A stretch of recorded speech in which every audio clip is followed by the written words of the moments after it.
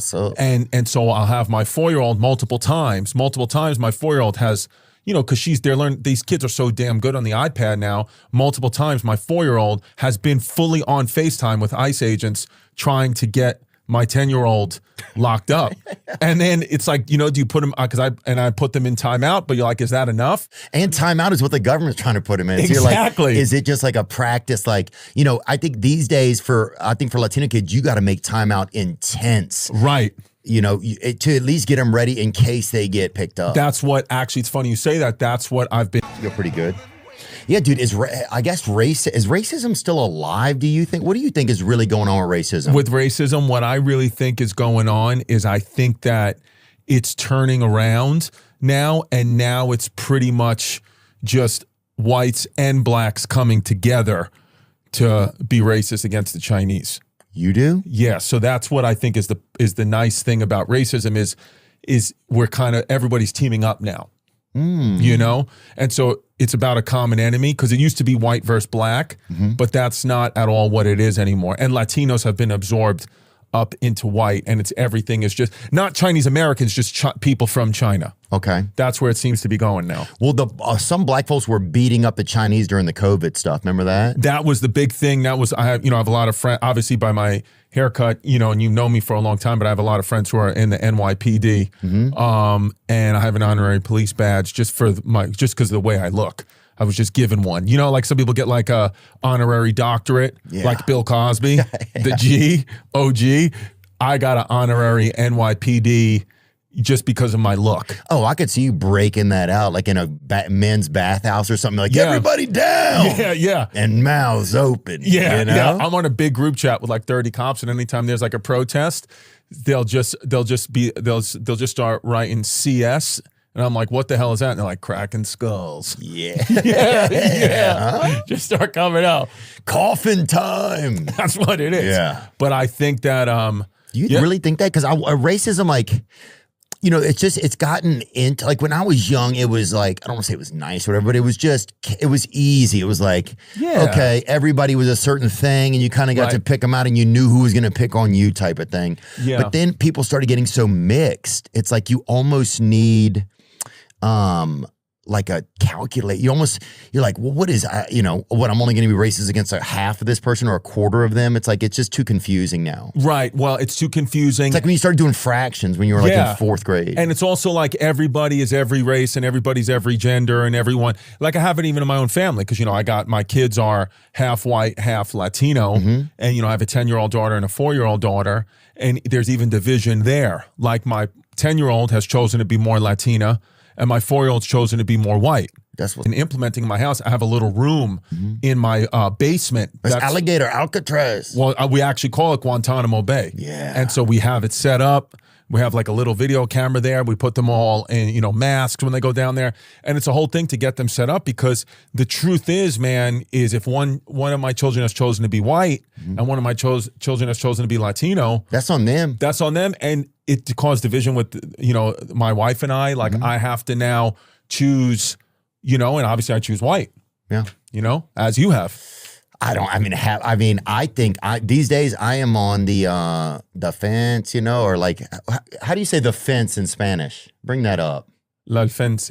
You think? That's French. No, you used to. La valla. Oh, la valla. Now, Ooh, do you? She's cute. How old is she? For real, right? But no. Well, we're in Tennessee, so I don't know what's the age. I mean, I'll say it skews a little. But nothing to drive down here for. I just want to say I love Celsius. It's not like the old days. I'm going to need some today. Really? You're not feeling? I'm sorry, man. No, I'm okay. Let's go through some of the stuff you've said already, because, I do think, these days they're picking up so many people for so many things that at-home timeout should be more extensive for these kids. It's got to be more intense. You got to put them under a bright lamp or something like that. You got to, tape their feet to the floor and tickle them. Like, you got to do things that are going to prep them. Well, yeah, and also too, I prepare my children, for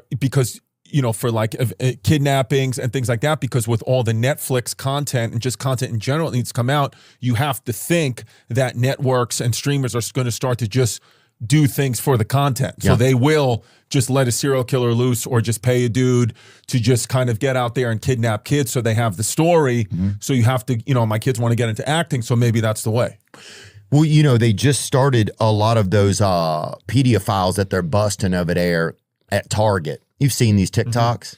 No, that's what the beautiful thing. Have you seen them? I haven't, because I've been off social media. I'm not on social. I've went away. I just let my kids go on it. That's fine. I just let them kind of get all the energy out on social media, let them make profiles, talk to whomever they want, and I'm not on it. That's good. Yeah. Oh, you got to keep the breadwinner safe. Dude, I got to, my brain got to be here. Yeah. Dude, I was thinking that there a lot of the pedophiles that are now, I guess, now it's not even cops busting them. It's just like dudes busting them. It's like regular dude. They'll just wander up on a guy and they're like, so who you here to see, Right. And it's just some guy. But the guy has been flirting with a child online, a hypothetical child. The other guy who's busting him has been sitting around pretending to be a child, right, making sexual advances, or I don't want to say that entirely, but communicating sexually with a hypothetical adult, because at that point they don't know they're online. Which both sides of it, like, definitely the predator that's a crime. The other side also has to be a little bit weird at a certain times, like the psyche that happens if all day or 6 hours a day for 4 days a week you're sitting there pretending to be a child and like responding to like sexual advances of adults has to be kind of weird. Yes. But then they get them to these places, and instead of busting them, now they're doing things where there's physical challenges and they let them go if they can complete the physical challenge. Yeah. I mean, it's kind of a genius move, because it's kind of like, American Ninja Warrior meets Chris Hansen. Yeah. Which is kind of dope. You know what I mean? Yeah. It's kind of interesting because we have to get to that level. But I think, unfortunately now everything, okay. Cross-racial behaviors right here. This is a clip of a white male, let's see, that Drewski put together. Okay.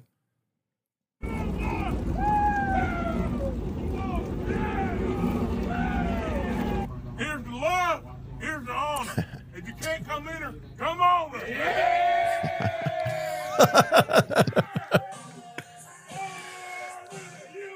I think this is a Jason Kelsey impersonation also. Look at this. Hey, Joanna. She's not listening. Hey, come up. You need to listen to your nana. Look at Cedar Point. Hey, you lost, boy? No, I'm going to the race. What race? NASCAR race. You going to NASCAR? Yes, sir. A little bit. You ain't lost, did you? What is this shit, dude? Sure about that? Do you think that kind of racism happens that much, really? Or this is more like in movies type shit, dude? I mean, look, dude, I live in New York, so I don't know what it's like in the South, but I know racism exists.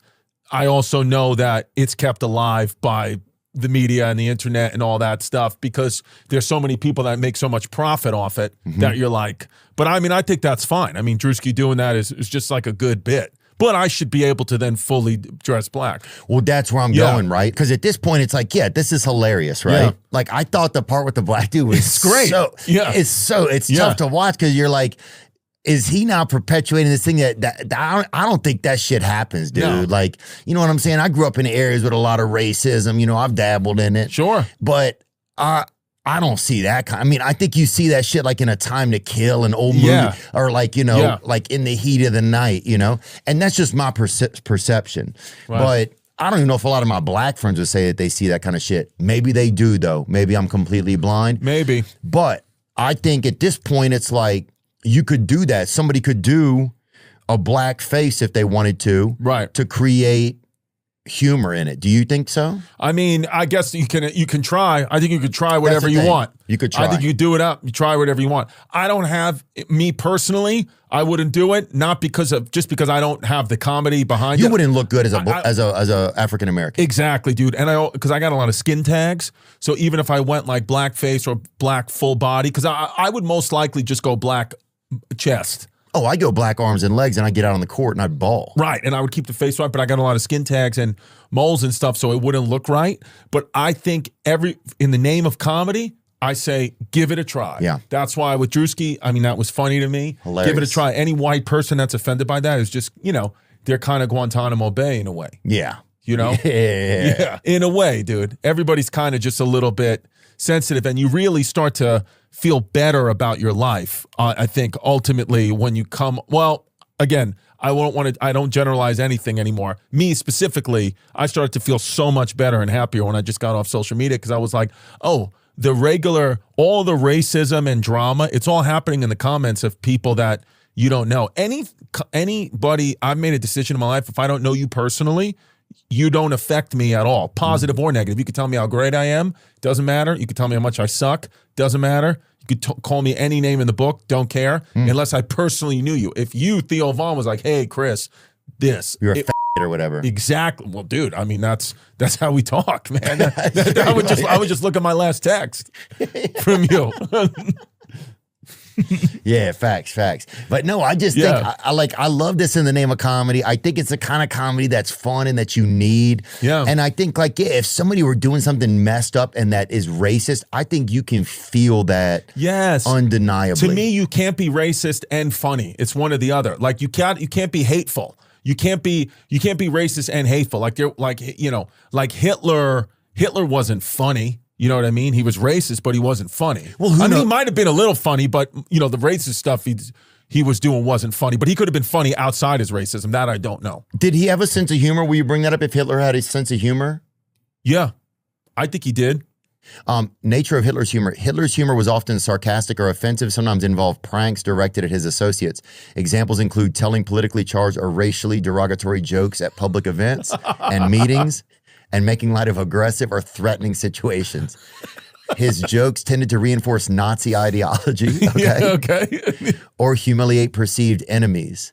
Well, there's memes online of him and Göring, who was the head of the Luftwaffe, the Air Force, them just laughing.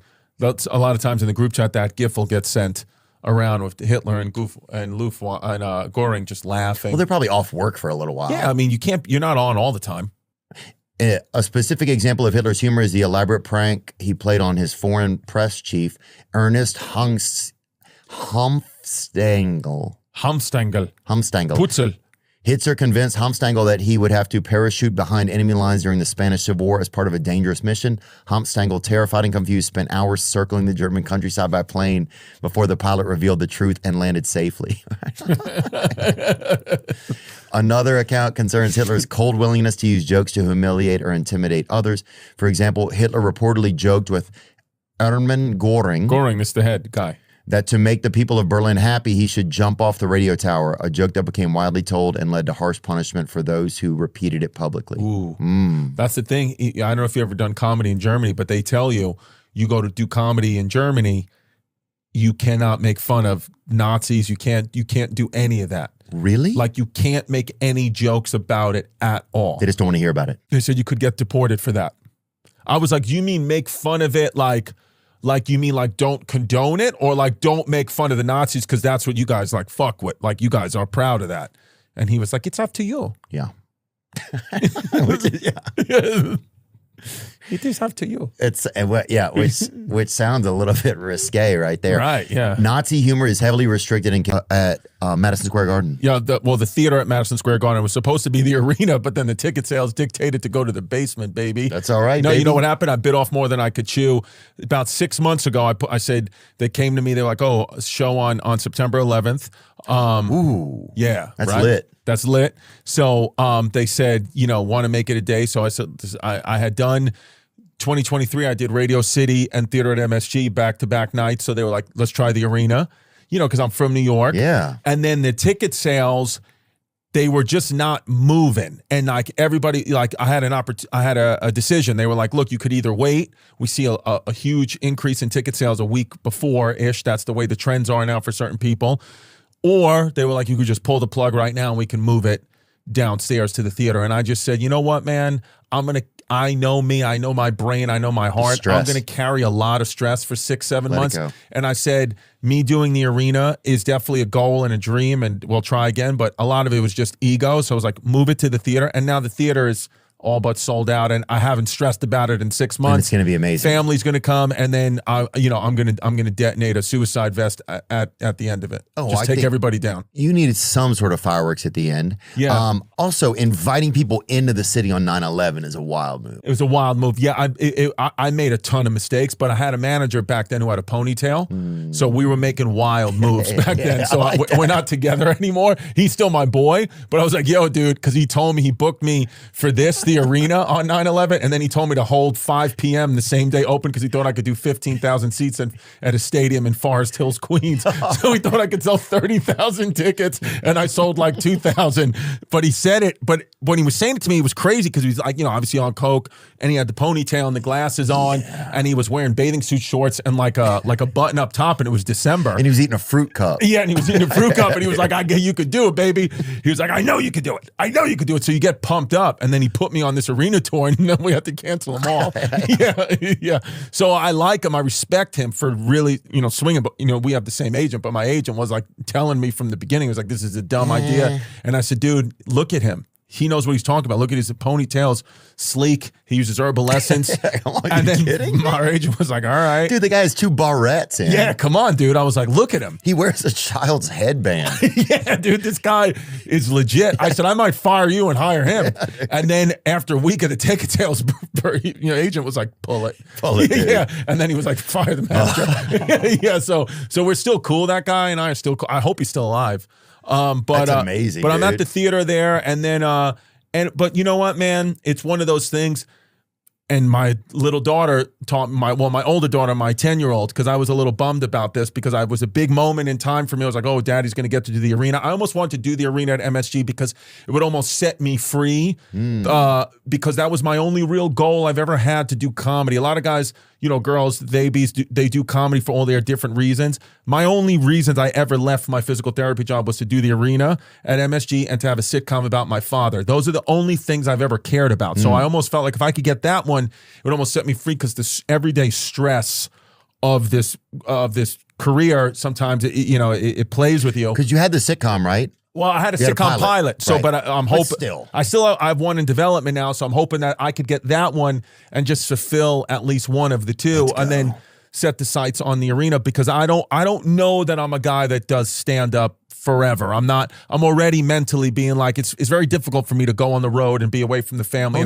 When I started this, I didn't have a family, but now that I do, I'm like, man, this weighing, so I'm looking for real opportunities to just stay in New York. That's where I live. That's where my kids are, and my wife and kids. But my daughter, what she told me was, I guess she had just learned it in school. I was like upset when we had to pull the arena because it was like this whole big exciting thing for me. Your daughter was upset? Well, my daughter was. Well, yeah, because she's got upset because she has to tell her friends in school like my dad's a loser, right? So she had to say that. So she told them that. But then she was like, she said to me when I was upset about it, she was like, "Oh, it's all right, Daddy." She was like, "Remember, in this life, there's no losses, just learning." And I was like, "Nice, that's it." Wow, she said that? I say my daughter, but it was actually Giannis Pappas, who I do the History Hyenas podcast with. But he looks like my daughter. Oh, yeah, that's what's up. Like, yeah, because my daughter looks like Marisa. Oh, yeah, it's a beautiful. That was her first word. She went, that's it. Yeah. So me and Giannis, we got the History Hyenas pod, and so... It's back. It's back, bro. We came back about a year ago. That's him and I, we kissed and made up. We 69'd each other, and dude, this has been some of the most fun I've had doing comedy again because it's you're talking with your friend about history, what I love. Oh yeah, in New York City, which I love, and it's a place for me to stay in New York, and we really just have a lot of fun doing the History Hyenas. Oh, and he's so smart. Oh, that I learned. That's the thing. I like sitting next to someone where I'm actually learning and laughing. So that's it. I mean, the premise of the show is, we talk about a history topic, but he typically knows much more than I do, and I'm kind of learning through him and peppering in jokes and all that stuff. But it's great. And just getting to see you guys back together is great. Also, just being like, I think you definitely realize as you get older, it's like, having some connectivity, being around your friends is like one of the best things. And this is out every week. Every single week, we come out every Thursday. Awesome. And my message is if me and Giannis could patch it up, Israel, Palestine, so can y'all. I saw the tagline actually for History Hyenas now. It says 2 chat GPT sluts. Yeah, because it used to be 2 Wikipedia sluts, but that come see history in a different way. Yeah, that come see history in a different way. 2 chat GPT sluts that come see history in a different way. Yeah, dude. And on our Patreon, I don't know if you guys do Patreon here, but on our Patreon, dude, like we've just been, him and I have been going crazy because basically, you know, when we first did this show, the rules on YouTube were different, right? Like in 2017, 18, 19, YouTube wasn't as strict as it is now. So we almost are kind of feeling like the show that we used to do for free on YouTube can only exist on the Patreon. And the show we do on YouTube is definitely dope. But we are like, man, dude, we came out and we put out these episodes that we thought were good and YouTube just kept dinging us. Yeah. So we're like, yo, now we can only have fun on the Patreon. But, you know, for me, man, I'm solely focused. Like I never had goals in this, and I was always flying by the seat of my pants, really for my whole life. But now I'm like so laser focused on anything I can do to stay in New York City and make as many of pickup and drop offs with my kids as possible. That's what I'm looking for. So like Silwa, who's got the beret, which I would vote for him. I understand, but I can't. He won't take his hat off. Let me see. Bring up Silwa on that. Yeah, Silwa. So that's the problem. Is Silwa won't take the hat off. So I can't have you as my mayor with that hat on. You know what I mean? Yeah. Like if he took the hat off, I think he'd get more votes, but he refused. He wears the full suit with that hat on. Oh, yeah. And he's kind of like the Muffin Man. Let's get a look. Let's get a little bit more of him. Can we get some audio on him? Yeah. Lyft and Uber, and they are constantly being threatened with perverts who come up to them, sexually harass them.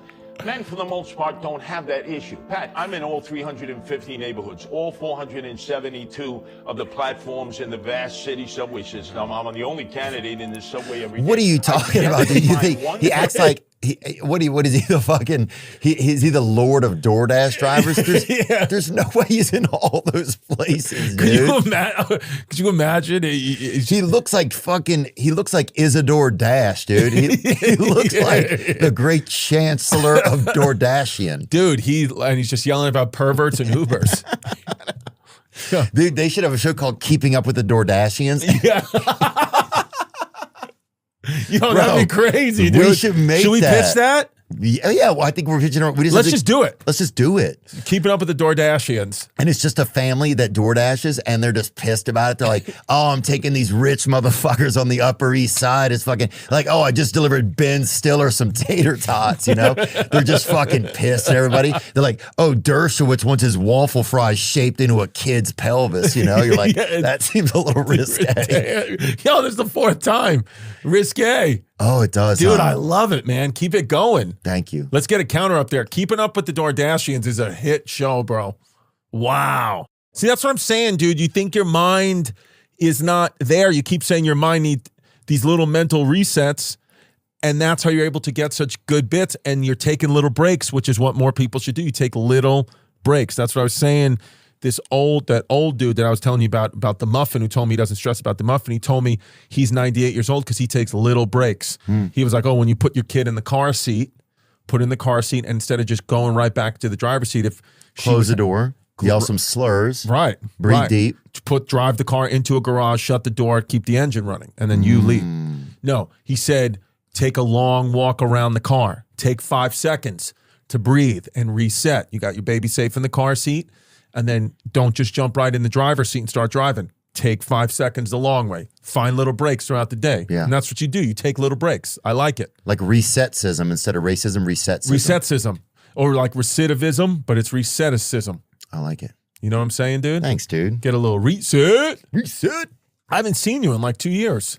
I know, man. It's crazy, dude. I can't believe that that it's been that long, you know? I think time just gets like kind of going, and then things get kind of hectic.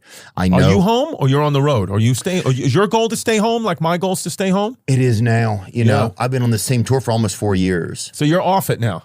I have, we're doing taping a special in to New York at the Beacon. Beacon. Best theater. You doing it for Netflix, Al Jazeera, Hulu? Netflix. Nice. I would do it for Al Jazeera. They didn't make an offer, but yeah, I'm going to Saudi Arabia. I could hit them up. You're going to that comedy festival? Yeah, should I have not? Oh, hold on. No. That's great. Let's get into that in a second. But no, yeah, so we got that coming up. And then, I don't know, part of me wants to maybe do a show like in Hawaii just so I can also go on vacation. Right. But then part of me is like, I just don't know. Like I started I just like recently, like I just like, I think my nervous system's just shot, you know? But do you like being home? Like here? Like, do you like being in or do you like to travel nice. still? No, I do like it. I like being home. And I want to be able to do more creative stuff. Like, you know, I'm trying to see if Drewski wants to try to do something together. Right. Me and Spade made a movie that we're going to put out. We're editing right now. So there's a bunch of little things that I'm trying to do, you know? Yeah. Dude, you and Drewski would just do it like Drewski would just be that character. You guys could just be brothers. You could do Keeping Up with the Dordashians as a movie. Yeah. And you two are the Dordashians. I think you want to find a family that likes to DoorDash. And it's a family affair. Right. And it's Keeping Up with the Dordashians. Or it's just like these funny, like, you know, and the baby's in the backseat and he's eating a couple of the tots or something. Tots, yeah. Dude, one of the guys who works with me is actually, I'm doing Chicago tomorrow, and he's going to work with me on the show. He does DoorDash in his spare time, and there's been multiple times where he's done DoorDash orders while I'm on stage. He does his time, and then he knows he's got about an hour while I'm up there, and he does some DoorDash. The kid's hustling. He's told me, too, what the trick is, too. Like, they all eat for free, the DoorDash drivers, because, like, you know, when they get hungry, they'll just eat somebody's McDonald's or KFC order and then just kind of never deliver it and then let them take it up with DoorDash, and DoorDash will usually just refund their money and then reorder it, but they ate the food. Because it's not up to that. Like, he said there's no system. It's not like they know, oh, this guy, this driver took it. They just line up the DoorDash deliveries, and you just take it, and you take the receipt, and no one's checking. No one's, like, scanning you as the driver in, so you can do whatever you want to the food that's not connected. That's how you show the man right there, dude. Yeah. Now, somebody doesn't get fed. Somebody and their kids do not get fed. Right. They're splitting up a yogurt or something at home, which is tough to do, dude. But my boy's point was the drivers don't make any money either. He's making like $8 an hour. So he's like, what about him? Right here, I want to talk about you, because last time you were on, we had an extensive conversation. I think it was Valentine's Day. Valentine's Day was coming up, and we talked about love, and we literally talked about it for about 2 hours. You got engaged finally for the second time. Is that right? The second time. Okay. First time we did it, it was like, you know, because we had a baby so quick, and I wanted to do it, but it was really just Catholic guilt wanting to do it. And then we split up for a while. Mm-hmm. And that's what happens sometimes. You split up with someone, and then you kind of realize what you got. You know that saying, you don't know what you got till it's gone. It's gone. And then so that's what Jazz and I have been together now for 11, 12 years. And, you know, we're getting engaged because we got we got kids, we got 3 kids. Yeah, and you're a family now. We're a family now. And I said, what, like, you have 3 kids or 2 kids? 2 biological and one extra kid. One extra kid, right. Do you believe, how does love change over time for you guys? How has it changed? Well, I realized that it's not a feeling, it's an action. That's how it's evolved. To me, tell me about that a little bit. Before, that love is an action, but wait, like, tell me a little more. Meaning, like, to me, the first sense that I felt anytime I ever saw what I felt when I first saw Jasmine. I remember you told me at a bar. You guys were at a place. It was a volleyball bar. Yeah, called Place to Beach in Brooklyn. Yeah, and it was a pun. And then I felt, and they got shut down because they were selling the fake vaccine card. First of all, dude. Look, yeah. Dude, there's nothing like meeting an illegal alien at a fake vaccine card shop. Yeah, okay. It was amazing. If your marriage doesn't start out like that in America, then fuck you. I think. So she, so I felt this feeling like when I saw her, like she like stopped me in my tracks, like this like feeling I still like indigestion or something, but in your legs. Yeah, I thought I was having a heart attack. I thought maybe because me and my boy Pat, we were eating like so much pepperoni.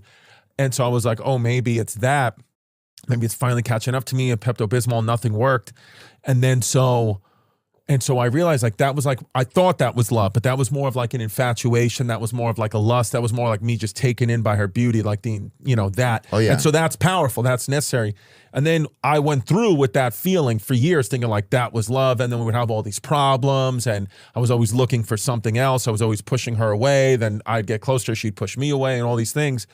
And I realized like, oh, these are just that wasn't love. Love to me was in action. What I realized was all these years later that the real love was her and I coming back together after, you know, a big fight, her showing me so much loyalty, me showing her loyalty, her being there for me when the things were not going well for me. All those things that's the love, the action. Love is an action. And I see her do that for me, because I used to think that she, you know, I would always be searching in my brain, being a bit of a perfectionist, as you know, we all are, I think, in comedy. Like, we always want everything to go right.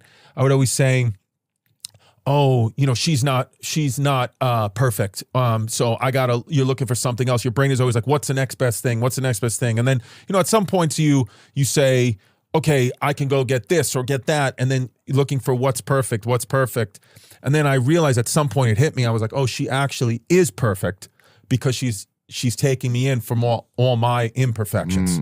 She's understanding how imperfect I am and still accepting me anyway. So that is like someone who's perfect, because a lot of people wouldn't do that. A lot of people would have just thrown me to the side by now and been like, hey, figure it out. Because she knows I love my kids. She knows I'm always going to take care of her. Right. You know, so it wasn't about the money. It wasn't about, oh, I need a man in my life. It's about specifically me. She's taking me in for my imperfections. So for me, that makes her perfect to me. And after all these years, I realized that all that and the action of love and you know, what we have with our children and building a family, like, there's nothing, your life is happening right now. And I have like a perfect life right now. And I don't live in the zero-sum game anymore. It used to be, if my career was down, I'd be unhappy. If I wasn't if I was feeling out of shape, I'd be unhappy. One thing could make it all unhappy, because I was playing zero sum. It's either all or nothing. I don't do that anymore. I'll say some things in my life are up and downs. Everybody's life, it's all in flux. How were you able to adjust that? Like, was there something that happened that made you sort of see that? Because that's pretty powerful to hear about, man. Because yeah, I think I've certainly had that. Like,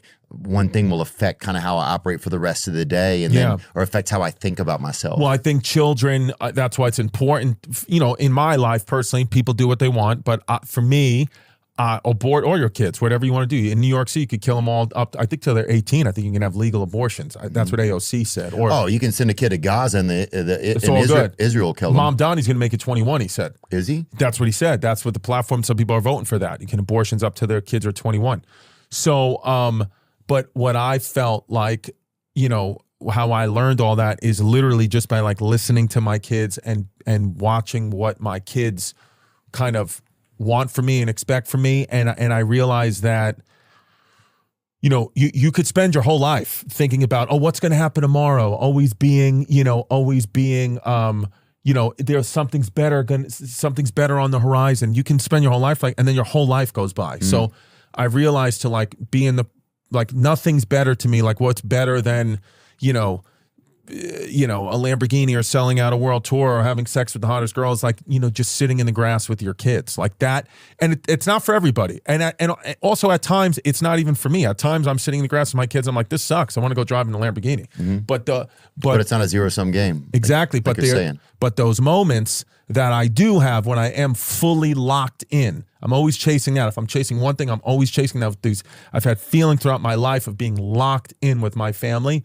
I've never had a euphorias like that. I've never been happier than that. And it doesn't happen all the time. At times I'm home with my family trying to find that feeling, and I just can't, you know, find it. But I don't beat myself up about it anymore. I'm like, yo, just keep coming. Giannis talks to me a lot about going back. Life is coming back to the present. Always come back to the present. Always come back to the moment. That's your job.